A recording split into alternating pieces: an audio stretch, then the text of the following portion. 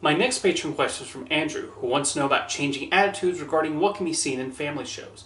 Not too long ago, I watched the classic Disney afternoon TV series TaleSpin, and I was amazed at the level of projectile weapon use featured throughout the show.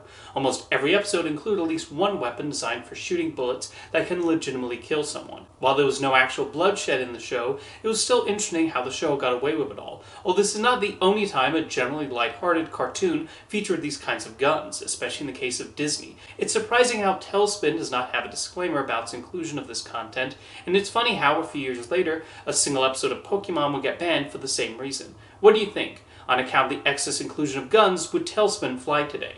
I think a lot of shows you can look back on and see things that probably will not fly today, particularly family series. Network standards and practices are always changing what can be allowed and what will be seen as acceptable. Not just TaleSpin, but a lot of family shows used to frequently have villains use guns, which they would often use to try and shoot the heroes, although they would typically have terrible aim, since you do need the heroes to survive for the next episode. Or if they did get hit, it would usually just result in a light shoulder or arm wound. As sensitivities over gun violence have increased, it makes sense why family shows have been discouraged from using them. You might decree this as some form of censorship and how older shows could get away with a lot more. But it's not like networks forcing series writers to not use certain elements deemed inappropriate for younger viewers is anything new. In the 80s Ninja Turtles cartoon, the Foot Clan was made into robots to avoid showing the turtles slicing and dicing their way through a bunch of henchmen. This decision meant the turtles could avoid looking like they're killing people, and they did not have to animate blood, just a bunch of robot parts, which was less gruesome. There were also changes made to the show on account of censors in the United Kingdom. For a time, the show was referred to as Teenage Mutant Hero Turtles in the UK, and they were particularly upset about Michelangelo using nunchucks, which even led to him no longer using them on the series entirely.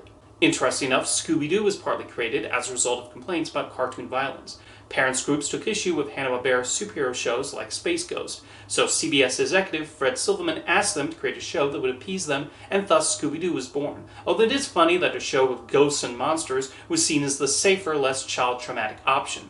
Even with family shows moving away from guns, it's not like they cannot depict certain types of violence. Avatar: The Last Airbender and The Legend of Korra had the heroes learn martial arts and using the elements as weapons in order to defeat their enemies, and did not shy away from going to dark places.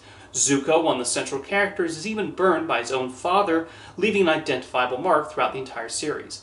Those shows also do not avoid showing the horrific actions of the villains. The Fire Nation and The Last Airbender, led by Lord Ozai, commits genocide and other horrible acts. Meanwhile, the central villains in The Legend of Korra are basically terrorists. So I do think if Disney were to make TaleSpin today, they would still be able to depict some of the violence, just with a different approach. You can definitely show the villains continuing to do bad deeds and trying to pursue Baloo and his friends. You can probably look at the new DuckTales series to get an idea of how a modern TaleSpin would approach it, as there was no shortage of weapons depicted there. As for the original series, while it has admittedly been a while since I've watched an episode, I recall TaleSpin being relatively tame enough. There was no fear of the characters being seriously harmed by the shooting that occurred, which was normally the case for family animated shows at the time. It actually makes one particular moment in The Incredibles all the more impactful, when Elastigirl tells her children that the henchmen on the island are not like the henchmen and villains in their television shows and won't show restraint when pointing a gun and other weaponry at them.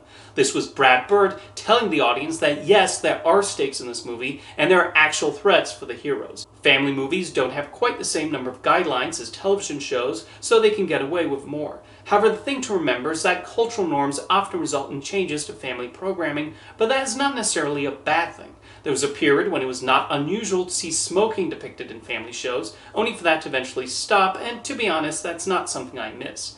The lessening of gun violence does not mean shows are less good than before. It's just something reflective of current concerns and mindsets. Thank you for your question, Andrew.